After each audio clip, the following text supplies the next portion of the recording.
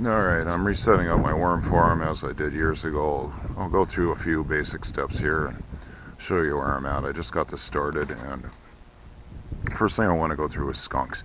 Your main problem with keeping worm farms outside for predators is going to be skunks. If they get in there, they're going to clean you out.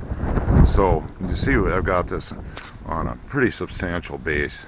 Skunks are bad climbers, so he's going to really have a hard time trying to climb up here to get in here. In fact, it's going to pretty much be impossible for him. And even if he does, I got these locking bins. See, it has a clasp there, so nothing's going to get in there. And you can see my previous worm farm videos. This has been aerated out.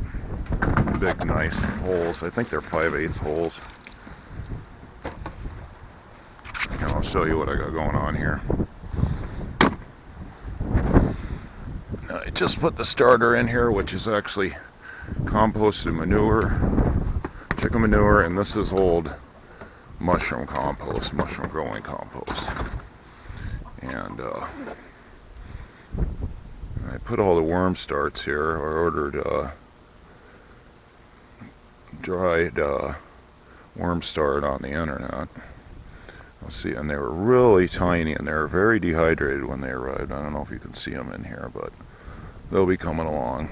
And should they fail for any reason, if conditions aren't right, moisture, temp, it's still really early in the spring here and kind of chilly out, I'll just restart them.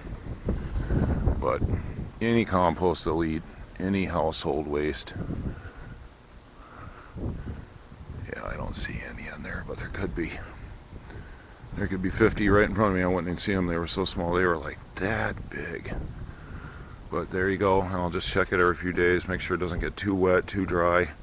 Too wet, you're going to know it, because when you open the container, there's going to be condensate just running down. You don't want it too wet. You don't want them swimming in poop soup. It'll kill them. And just keep it going and keep it monitored. There's my worm start. I'll probably make a midsummer video.